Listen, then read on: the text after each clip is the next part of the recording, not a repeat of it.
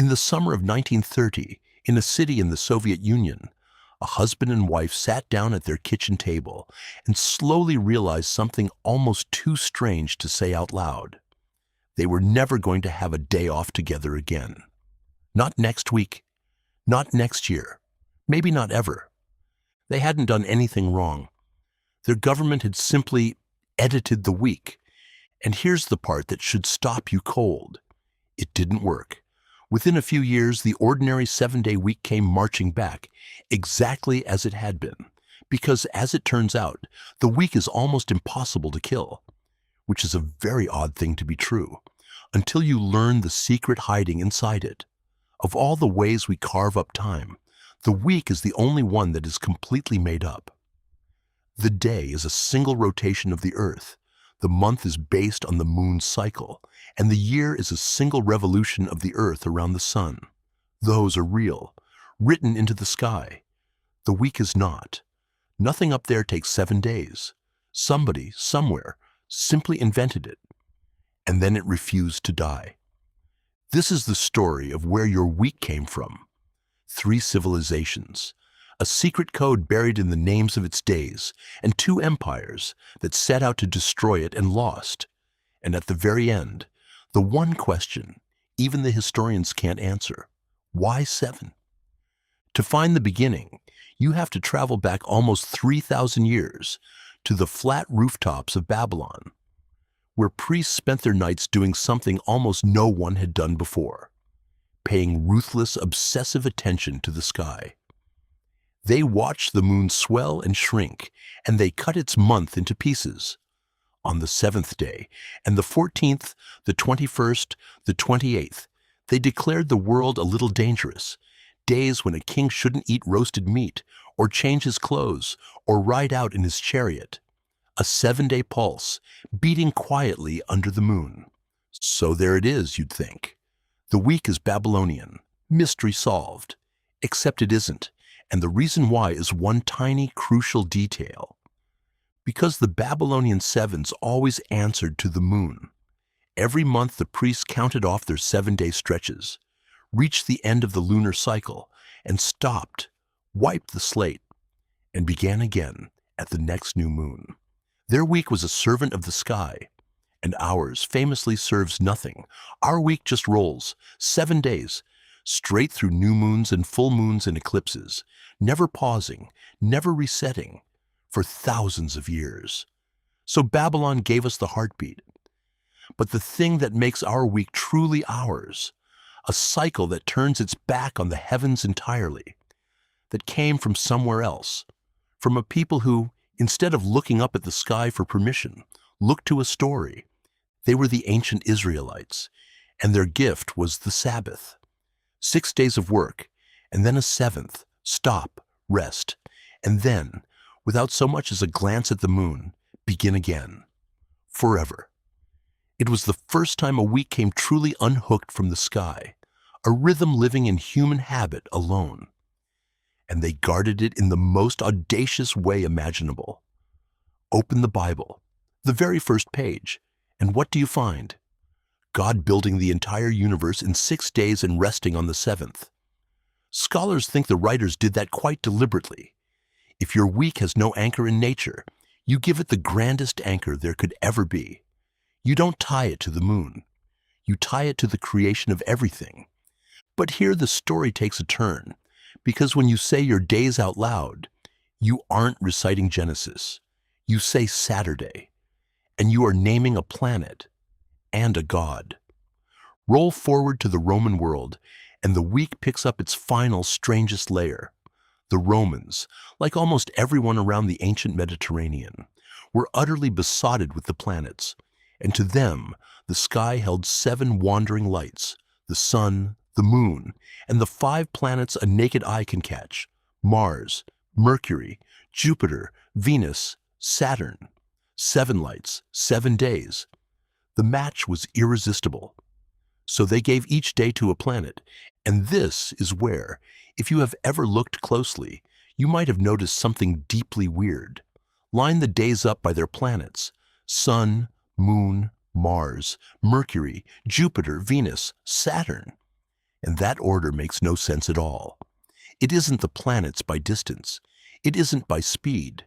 It isn't even by brightness.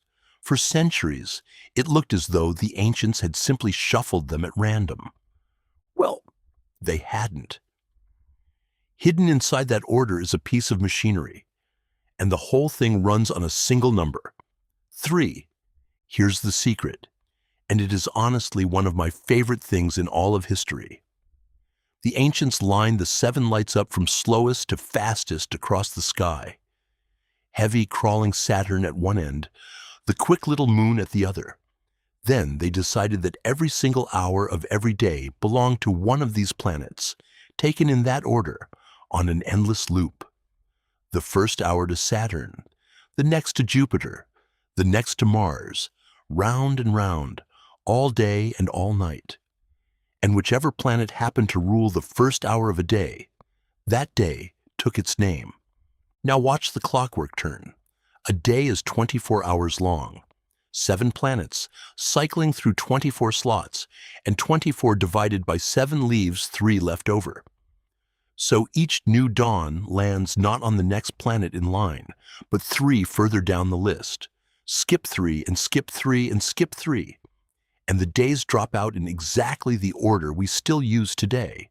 Saturn's day, the sun's day, the moon's day, Saturday, Sunday, Monday. The random order of your week is an ancient machine, and its hidden gear is the number 3. Once you've watched it turn, you will never look at a calendar the same way again. And the gods came along for the ride.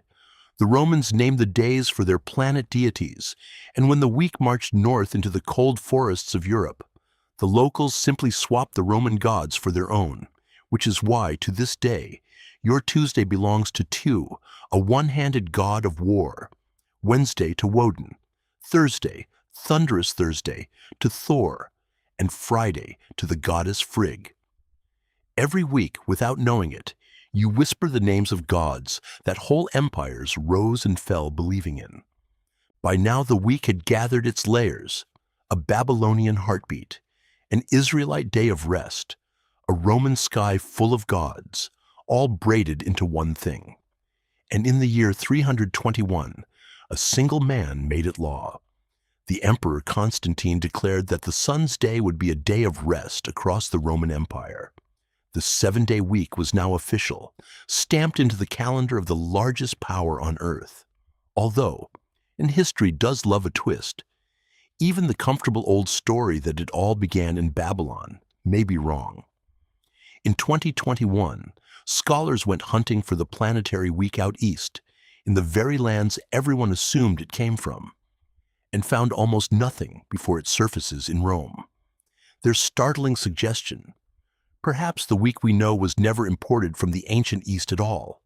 Perhaps it was, more or less, a Roman invention. That argument is still raging today, which brings us at last to the question I promised you, the one nobody can answer. Why 7? After all of it, the priests, the prophets, the astrologers, the emperor, you would expect a clean ending. There isn't one. The honest truth is that no one can prove why we settled on 7 and not 6 or 8 or 10. The best anyone can offer is a kind of poetic coincidence. 7 was already a sacred magic number all across the ancient world, and the sky, as luck would have it, held exactly 7 moving lights, 2 sevens, gazing at each other across the gap between heaven and imagination.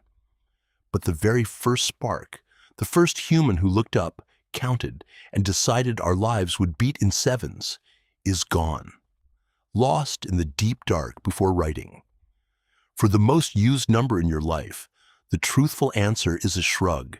And honestly, I think that's wonderful, which makes what people did next so gloriously human, because some of them simply could not abide a mystery, or, frankly, a Sunday, and they set out to kill the week. The first attempt came in revolutionary France in the 1790s. The revolutionaries had swept away kings and churches, and they decided the silly old week could go too. In its place, a crisp, rational 10-day week with a single day of rest at the end. Beautiful. Until an ordinary baker did the arithmetic and realized he was now working 9 days for everyone off. The people of France quietly declined. They kept slipping away on Sundays until the whole gleaming system rusted over and Napoleon swept it into the bin. And the second attempt brings us right back to that kitchen table. In 1929, the Soviet Union decided that idle factories were a crime against progress, so they kept the machines running every day of the year by splitting the whole population into colors. Your rest day was yellow or red or green, and your neighbor's was something else, so the work never had to stop. Which is how our husband and wife, one of them a red day, one of them a green, found that they would never again be free on the same afternoon. Efficient in theory. In practice, the machines, run ragged with no day to cool and be mended, broke down, production fell, families frayed, and after a decade of it, the Soviet Union, one of the most powerful states that has ever existed, quietly admitted defeat and handed its people back the ordinary 7-day week. And that is the quiet astonishment at the heart of this story. The week is the most artificial thing in your life. It is the one piece of time with no home in the sky, a Babylonian heartbeat, a Hebrew day of rest, a Roman astrologer's clockwork, stitched into a habit and crowned by an emperor. By every right, it should be fragile, easy to redraw. And yet, when two of the mightiest empires in history reached out to erase it, the week simply outlasted them both. 7, 7, 7. So the next time you slump at your desk and sigh that it's only Tuesday, pause just for a second and really listen to what you're saying. You're naming a forgotten god of war. You're turning a 2,000-year-old machine, and you're leaning on the single most stubborn idea our species ever had. A made-up little number that swallowed kings and empires whole and is still quietly keeping time. Well, see you next week. Obviously. And if you enjoyed this video, don't forget to like and subscribe.